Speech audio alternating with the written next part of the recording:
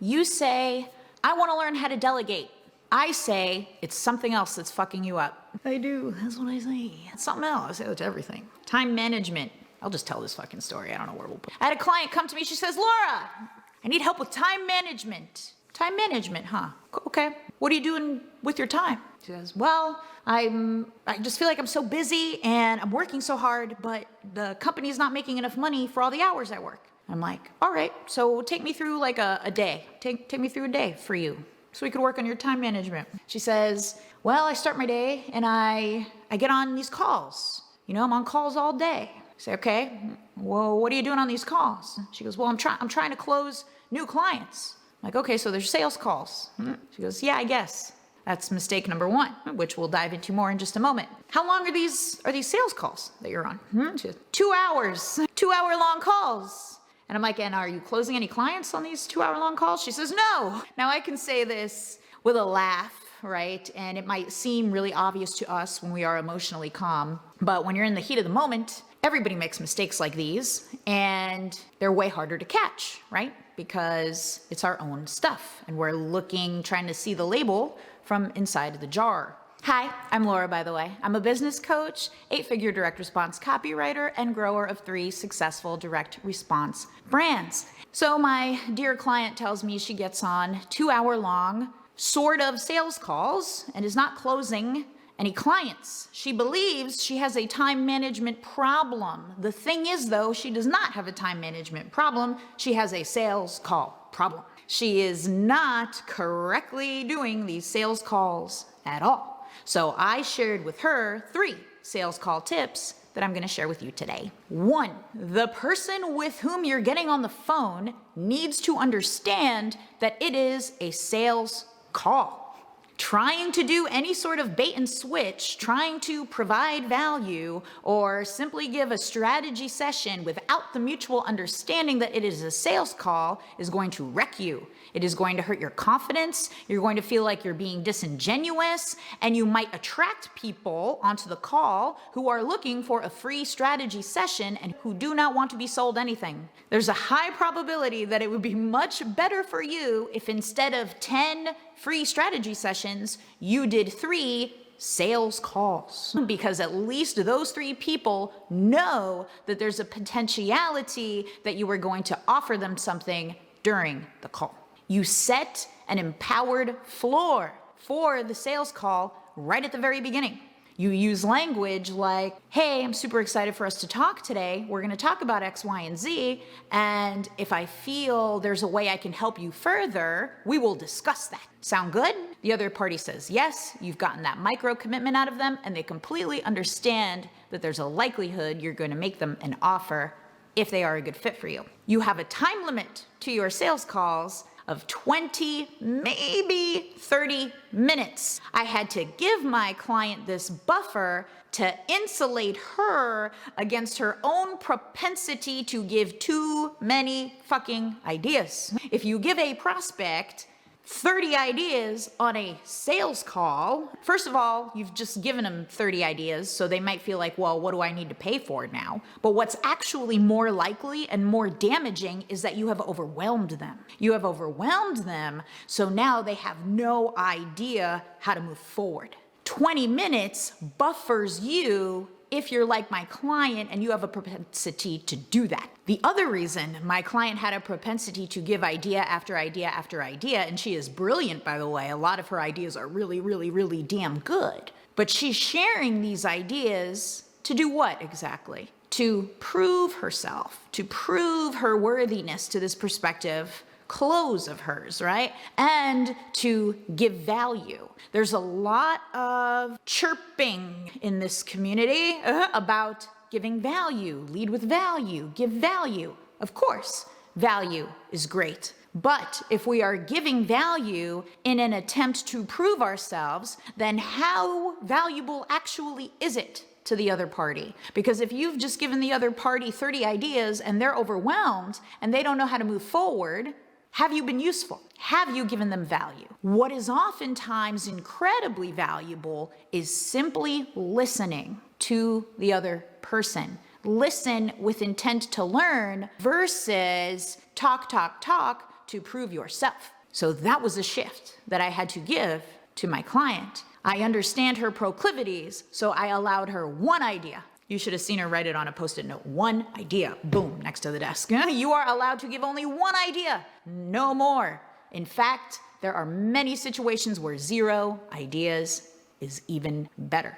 Instead, you give your value on the sales call by listening, asking deeper questions that help your prospect truly understand what their root problem is and what they need solved. If via that process of discovery, you see, oh yeah, what they need solved, I can solve, that's when you move into your offering and you say, I understand you need X, Y, and Z. I have a package for that. It costs X. Do you want to move forward? That is it. You do not reveal every single step of your process and how you solve the problem. The how you solve the problem is what they pay for. What they're on the sales call for is to, one, get to the root of their problem. Because just like my client said to me, I have a time management problem. What we often think is the problem is not the problem. So consider that too. Like even getting to the real problem, the sales call problem, is useful, is providing value. And then they pay for the how behind your solution. Anytime, and it's common of course. So when you get to the point where you make an offering on a sales call, you may meet some resistance. You may not, let's remember, but it's reasonable to meet some resistance. When your prospect on that sales call asks some questions, some of them make sense. You, as the leader of this sales call, you have to check every question that they're asking at this stage and see, is this a question that as I answer it is going to move them closer to getting what they want? Is it going to move them closer towards getting the solution that I have for them? If it is, great, answer the question. If it's not, right? If it's starting to derail us, you do not answer that question. You provide value by realigning them back on the path. So that may look like, well, which tech stack are you going to use to execute on this? The exact tech stack we need in order to get it done. But let's not lose the forest for the trees, shall we? Let's keep moving forward because you said to me you really want X, Y, and Z, right? And I want to make sure that we get you there. That is how you handle a question like this. So I challenge you to do this.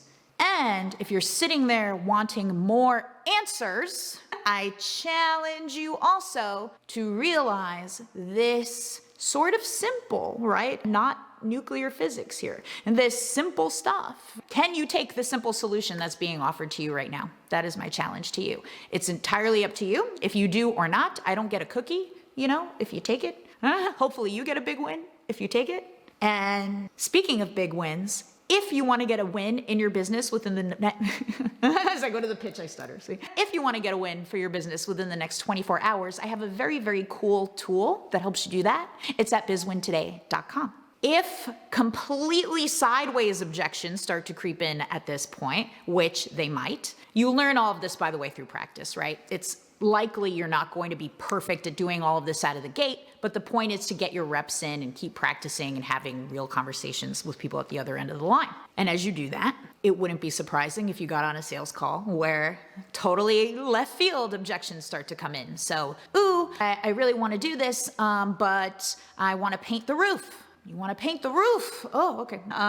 Thank you for telling me that. I think it's important we get into some alignment here because originally you said you really wanted to get this funnel online. Now, if what you're discovering is it's more important for you to paint the roof, then sweet, by all means, paint the roof. I'm here to help you get what you want. So is it that you really wanted to paint the roof? And then they might say, well, no, I'm kind of full of shit, right? So, or they might say, yes, great. You got some clarity. Hey, awesome. Thank you so much for your time. We're still friends. I'll send you some memes, have a great day. That is maintaining. So all of this, what's the thinking above the thinking here, right? Let me reiterate it. Keeping them on the path. So every time they get off the path, your job is not to derail with them. Your job is to get them back onto the path. I had one more. Another problem, which fell into my client's time management analysis was even if, and especially after these 2-hour-long sales calls didn't work out and they would say no to her services, she would still give them something in an attempt to give them more value. I would argue that 2 hours and 30 ideas is a lot of value, but give value, give value, give value. She wanted to give some more. So she would spend more time. She would write out her 30 ideas. She would film another Loom critique video, whatever it may be. So I gave her another rule: no more, no buts. So it is no longer appropriate if your prospect says no for you to do more work for them. If you see a crystal clear, ooh, I'm not a fit for this, but I have this associate of mine who them two might get along great, and it's an easy introduction for you, of course, by all means, do that. But do not wreck your brain trying to come up with ways for you to work more for free. Instead, you will simply do the empowered, okay, given all of this, I don't see how I could help you. Thank you for taking the time. And again, I'll send you some memes like you're cool, we're still friends. That's it, that is it. All of that stays within your 20 to 30 minute long sales call. And as I taught this structure to my client and as she practiced it, it was quite literally within that week, she closed a $25,000 job one day and then a $10,000 job the very next day. Go ahead and check out my next video. It's the 3 things that are holding you back from leaping to that next revenue tier in your business. I'll see you over there.